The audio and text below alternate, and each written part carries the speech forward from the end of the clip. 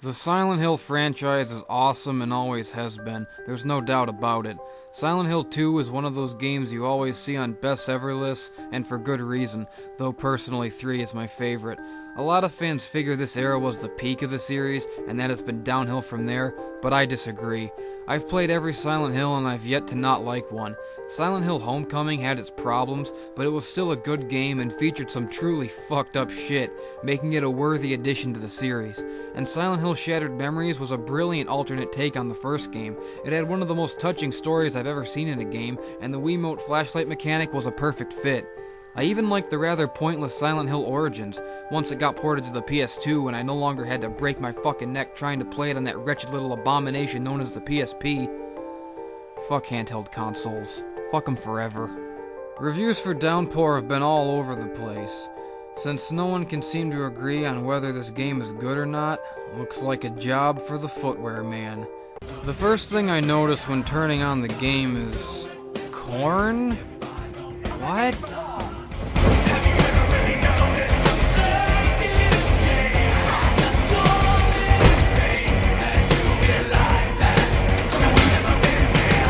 Yeah, series composer Akira Yamaka wasn't involved with this one. But guess what? The music in this game is actually really well done. They got the guy who does the music for Dexter, and his style is a perfect match for this series. But still, why corn, of all people? I don't get it. I'm not as mad as some people about it, though. It really doesn't affect the game. And it could be worse. At least it's not Katy Perry. Silent Hill girls are fucking horrible. Legs on bottom and more legs on top. Scary nurse with a knife, she'll cut your penis off. Pretty fucking scary stuff, huh? And if you think that's bad, wait till you hear the song Nickelback recorded. 'Cause we all just wanna be pyramid head, cut people in half until they're dead. Fuck everything that walks or crawls, even put my dick in a mannequin doll. And I rape every day 'cause I'm the boss, and I hate women so I'm ripping their skin off. Poking with my spear, that's symbolic too, 'cause you're a worthless fucking pervert and I'm punishing you. Hey, hey, 'cause I'm Pyramid Head.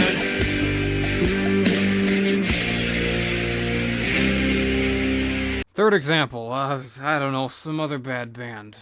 LMFAO. Wiggle, wiggle, wiggle, wiggle, wiggle, oh, you get the point.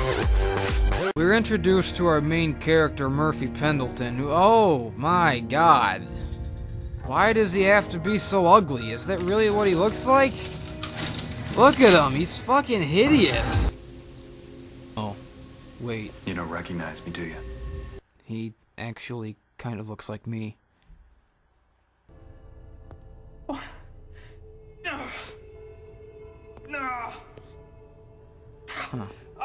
Kinda acts like me, too. What the hell are you talking about? What the hell are you talking about? Why are you doing this to me? I have no idea what the hell you're talking about, and honestly, I don't care anymore. So this game starts out how you'd expect any Silent Hill game to start. Fighting a fat guy in the shower. You gotta be kidding me. Look at him try to waddle away. Come back here, you.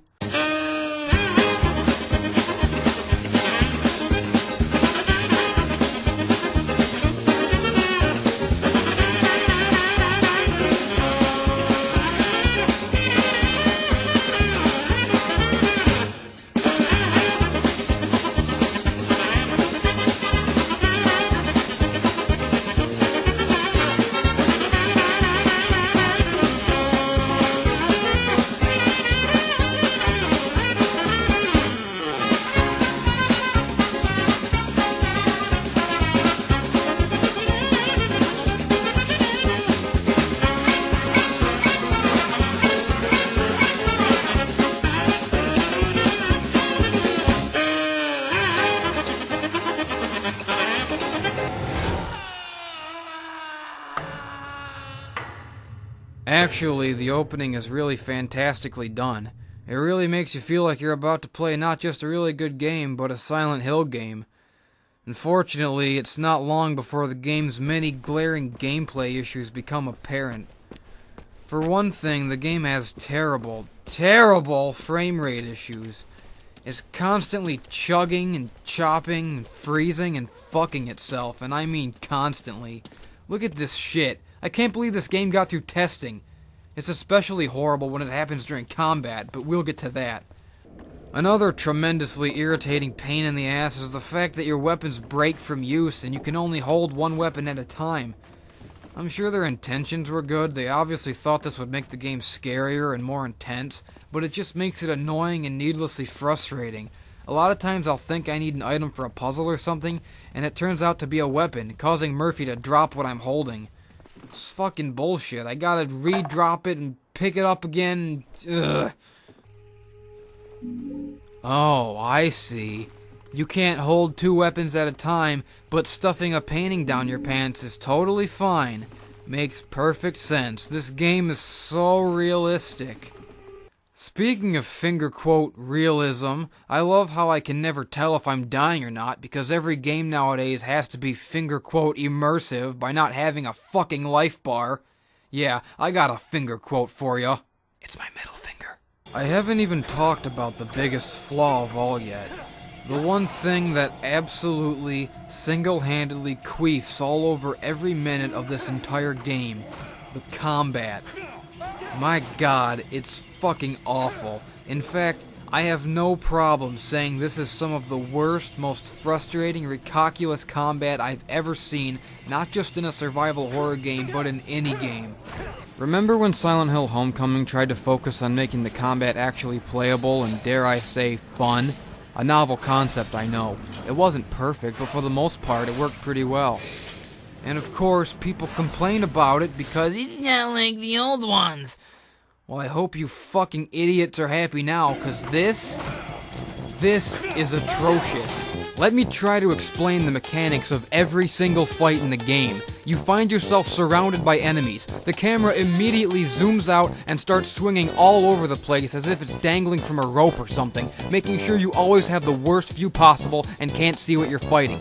You wildly and awkwardly flail your weapon in every direction, hoping you'll hit something, while these fuckers just swarm you from all sides. The enemies block your every attack, yeah, they block, and eventually something does an attack that incapacitates you. You get the living shit kicked out of you while the camera continues to spin around like one of those things they used to train astronauts with, and by now, your weapon is broken, so you're a sitting duck unless you find something else to use. All the while, you can't tell whether to use a health pack or not because there's no life bar. On the off chance that you actually knock something down, you'll then have to finish it off with an incredibly slow ground attack that leaves you wide open while the other enemies wail on you, some of which are invisible, some of which freeze you in place, and some of which drop down randomly from the sky with incredibly powerful, undodgeable, and unblockable attacks. Assuming you haven't kicked a hole through your TV at this point and you're actually managing to fight back, you'll find yourself in some weird rock, paper, scissors dance of death where you have to decipher the rhythm of the enemy's attacks, hint, there isn't one, and figure out when to block, when to attack, and when they're gonna block. Do this 500,000 times, often in complete darkness, and congratulations, you now have an ulcer. That is, of course, assuming the enemies actually decide to attack you. Sometimes they don't feel like it, and they'll constantly back away from you, or just stand there letting you beat them up as if they feel bad for you. Look at this shit. Does this look like Silent Hill to you? Silent Hill, everybody. Everyone's favorite drunken Irish pub brawl simulator. You cannot see. That's a baby boy that my mother sent to me. Well, it's many today I've traveled 100 miles or more. But a baby boy with whiskers on I'd never seen before. Oh, and aren't you drunk, you silly old fool? You drunk, you silly old fool. You drunk, you drunk, you silly old fool. You drunk, you drunk. Oh wait, apparently punching is not an effective killing method. Could have fooled me. What the fuck? Did he just block my axe with his hand? Bullshit! And what the fuck am I fighting anyways? A shirtless zombie guy? Wow, real fucking creative. Especially for a series that prides itself on its monster designs. One of the coolest parts about this series has always been how each game ties into the psyche of the main protagonist and other characters. For each person who encounters the dark forces of Silent Hill, it all takes shape as his or her own personal hell, and each monster is a metaphor representing some dark corner of the hero's mind or a traumatic past. For example, Heather Mason was the reincarnation of Alessa Gillespie, and was essentially two people, so a lot of her enemies had two heads and reflected her own duality. James killed his terminally ill wife out of pent-up sexual frustration, so his monsters were all warped and highly sexualized visions of femininity. So with this motif in mind, what do the enemies in Silent Hill Downpour represent? Well, let's see. There's Blair Witch zombie grudge ladies, the shirtless man zombies, the big shirtless man zombies, invisible mannequin monsters, which would make more sense in Silent Hill 2, and giant, things.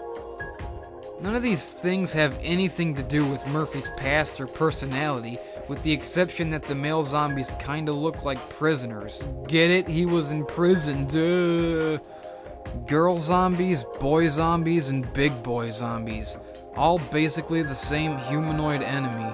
There's no variety, there's no creativity, and their connection to the main character is loose at best. It's all just generic scary stuff. Unless you count the fat guy at the beginning, I guess. But there's nothing even close to as fucked up and horrifically awesome as Angela Orozco's four-legged, under-the-cover daddy rape monsters. Yeah, those existed. You kids today have it so easy. You don't know horror. Games were better when I was a kid! My childhood was more fucked up than yours! Still don't believe me that the enemies in this game are lame, lazy, and uninspired? Well, check this out. At points in the game, you get chased by a formless, faceless ball of dark fuckery that instantly kills you. I repeat, formless and faceless. The oldest lazy horror monster cliche in the book. Since this thing is never explained in the story, I'll just have to assume it's old Smokey from Lost. I am very disappointed. Get used to it, bub. I have. I have to talk about these running segments, which you may remember as being the worst and most aggravating part of Silent Hill Shattered Memories, and the one thing in that game that no one in their right mind would be stupid enough to want to bring back. It's exactly the same bullshit here, only it's somehow gotten even worse. The areas are so obtuse, maze-like, and filled with instant death obstacles, it's impossible to know where you're going, so you just end up running around aimlessly forever, or until you die. It's not scary, it's just annoying, and I honestly don't know which is worse, the combat or this. It's all just a smorgasbord of bad ideas. Look at this crap. According to the arrow on the wall, I should just go straight. Well, no shit, I'm in a hallway right now, I have to go straight. What do I do once it opens up? Do I still just go straight? Well, guess what? If I do, this guy knocks my ass back into the smoke monster and kills me. So the arrows are completely useless and I have no fucking idea what I'm doing. What the fuck? The door just closed on me. Is it glitching or something? Come on, open! What the fuck is going on? What is... God, no! What the hell is this crap? Did anyone test this game? Ah! Come to think of it, you pretty much never know where to go in this game. The town is humongous, and there's all kinds of side quests, which is good, I guess, but when I first got to Silent Hill, I just ended up wandering around for like 3 hours because there was no clear objective. In one random corner of the map, there's a ladder that you're supposed to bring down and climb, but I didn't realize that you're supposed to pick up a certain weapon to bring the ladder down, so I had no fucking idea what to do. What the fuck is he doing? Is he trying to get that ladder? Jump, white boy! You cracker-ass cracker! Oh, come on! He's not even trying! A midget could make that jump! A fucking Volus could do it!